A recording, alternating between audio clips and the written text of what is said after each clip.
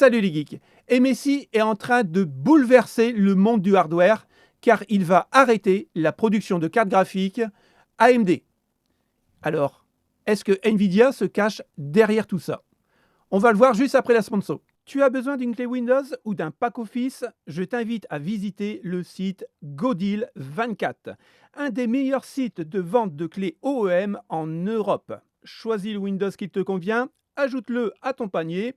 Mais avant de payer ta commande, n'oublie surtout pas de valider ton code de réduction de 50%, LPC50.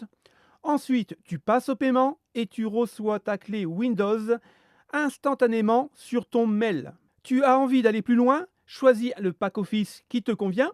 Suis exactement la même procédure, mais cette fois-ci, active ta réduction de 62% avec le code LPC62. Godil24, c'est le site de clés 100% légal à connaître. Alors bien sûr, je peux me tromper, mais je pense qu'au niveau des cartes graphiques AMD, pour l'année 2024, voire même 2025, on va assister vraiment à un bouleversement.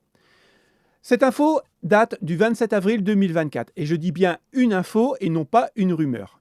MSI semble délaisser les cartes graphiques AMD. Qu'est-ce qui se cache derrière cette décision? Rappelez-vous, on en avait parlé il y a un an et demi, comme quoi Nvidia pourrait mettre la pression sur certaines grosses marques pour éviter qu'ils ne produisent en fait la concurrence. Et à l'époque, la concurrence c'était AMD. Bon, maintenant on a Intel, mais Nvidia veut vraiment que des cartes graphiques estampillées Nvidia, et pour le reste, écoutez, laissez-le de côté, sinon vous perdez des parts de marché. Alors aujourd'hui, est-ce que c'est encore une réalité qui se fait de plus en plus pressante au niveau de la concurrence? On va essayer de le décrypter dans cette news. Il faut noter que cette situation est particulièrement notoire avec les RX 7000, qui sont pourtant listés dans le catalogue officiel de la marque, comme la 7900 XT Gaming Trio Classic 20G, rien que ça. Mais par contre, du côté de chez Nvidia, le nombre de références augmente constamment avec les nouvelles variantes telles que les 4080 Super par exemple. Mais là où c'est vraiment très intéressant, c'est le tournant stratégique de MSI. MSI a été interrogé sur cette question et il a répondu comme ça. La société MSI a répondu qu'elle se concentrait actuellement davantage sur les RTX. Toutefois, elle a souligné que sa collaboration avec AMD reste cruciale et extrêmement pertinente, mais au niveau des cartes mères et non pas au niveau des cartes graphiques. Alors oui, les cartes mères AM4 et AM5 se vendent encore très bien, mais en même temps, s'ils se vendent, c'est qu'on peut les acheter. Si on ne peut pas acheter de cartes graphiques AMD de la marque MSI, c'est sûr qu'ils ne vont pas faire de vente. Enfin, je ne sais pas ce que vous en pensez. Mais on ne voit que le côté visible de l'iceberg, parce que MSI n'a pas précisé qu'elle avait décidé de cesser de produire des cartes graphiques basées sur les puces AMD. Toutefois, elle n'a pas non plus démenti cette information. Alors, est-ce que Nvidia se cache derrière? Et ici, avec ces quelques lignes que je vais vous lire, je vais revenir sur les propos que j'ai tenus en début de vidéo. Il y a quelques années, Nvidia mettait une certaine pression à ses partenaires pour qu'ils n'incluent pas de cartes concurrentes dans leur catalogue. Une telle position pourrait officieusement rendre plus difficile l'obtention des GPU RTX qui représenteraient une grande majorité des ventes sur le marché. Et oui, encore aujourd'hui, je pense, je ne peux pas l'affirmer, mais je pense que Nvidia met encore une grosse pression sur les plus gros acteurs du secteur pour qu'ils délivrent beaucoup plus de références sur les cartes graphiques RTX que sur les cartes graphiques AMD, voire même arrêter complètement les séries AMD. Je ne sais pas ce que vous en pensez, mais j'ai hâte de vous lire. Je pense qu'on ne peut pas l'ignorer, MSI ne nous préparera pas des cartes pour 2025 et 2024 en RX 8000. Je pense qu'aujourd'hui, la chose est faite. Mais comme il est dit, un avenir incertain pour les cartes AMD. Et c'est normal, si un gros développeur de cartes graphiques comme MSI et d'autres marques suivent, il y aura moins de cartes graphiques AMD sur le marché. Donc, ce qui veut dire quoi? Une pénurie, donc les prix vont flamber. Comment cette situation impactera-t-elle les consommateurs et les autres fabricants? Je pense qu'on vient d'y répondre. Troisième question, quelles sont les implications pour AMD et comment l'entreprise réagira-t-elle? Si l'entreprise ne peut plus vendre ses cartes graphiques que par le biais de ses fonds de réédition, je pense qu'à un certain moment, ils vont être écrasés par la concurrence, Intel, Nvidia. Donc, est-ce que AMD va arrêter le marché des cartes graphiques et faire que des processeurs? Attention, là, c'est du lourd.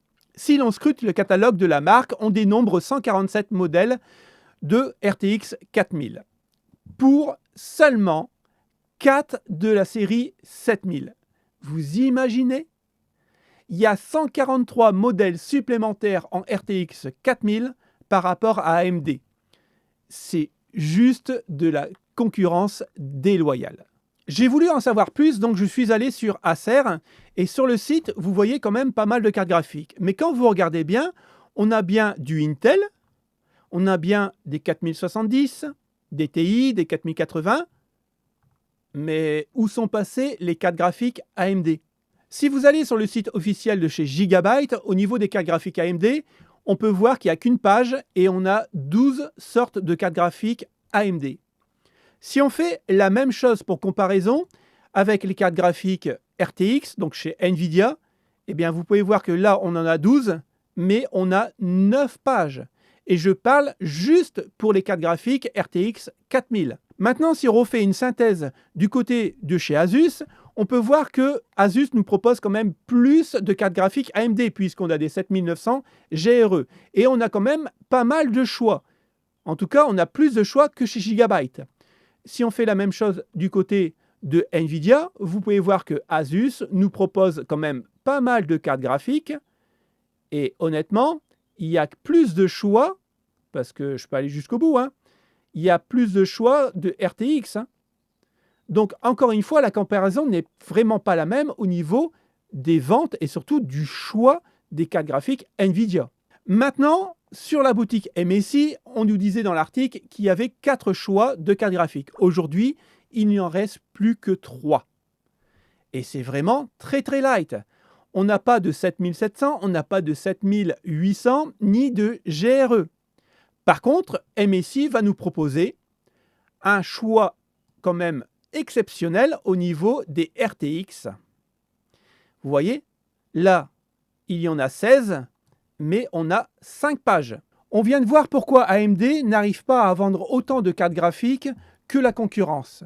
Et j'ai l'impression, encore une fois, je peux me tromper parce qu'à force de lire tous les jours des choses sur le hardware, ma vision peut être faussée, mais j'ai l'impression qu'il y a un écosystème qui s'est construit autour de AMD pour l'empêcher de rivaliser au niveau de la concurrence sur les cartes graphiques. Je vous le fais remarquer tout simplement parce qu'il y a 2 rumeurs qui sont sorties cette semaine, le 23 avril et le 24 avril, de sites différents, et on a 2 propos différents. Mais quel est le bon? On va essayer d'analyser la première rumeur qui date du 23 avril 2024 qui a été mise par modile.fr. Vous allez voir, en fait, il n'y a pas énormément de choses qui changent par rapport à ce qu'on avait déjà vu. Disponibilité et coût maîtrisé. Donc, on aura bien de la GDDR6, mais pas la GDDR6W, simplement la GDDR6 de base avec 18 Go de bande passante. Donc, elle est un peu plus faible que la W, bien sûr, mais ça permet de maîtriser les coûts. Et ça, on l'avait déjà vu. Au niveau de la puissance, on aura exactement ce qu'on a vu la semaine dernière, une 7900 XT, voire XTX, sur une RX 8800, mais qui serait moins cher qu'une 7900 XT. Pour l'instant, rien ne change. Et ça part du bon principe. Là où on en sait un peu plus, c'est que les RX 8000, que ce soit sur les PC portables ou alors sur les PC du bureau, auront exactement la même puissance. Ça ne changera pas. Donc, pour les PC portables, c'est plutôt une bonne nouvelle. Et pour en terminer avec cette rumeur, AMD s'appuie sur le fait qu'il ne veut pas relancer la course à la puissance, avec un coût énergétique assez réduit, voire pareil que la 7900 XT, et surtout pour un prix de revient réduit, puisque la carte sera affichée à 500 $.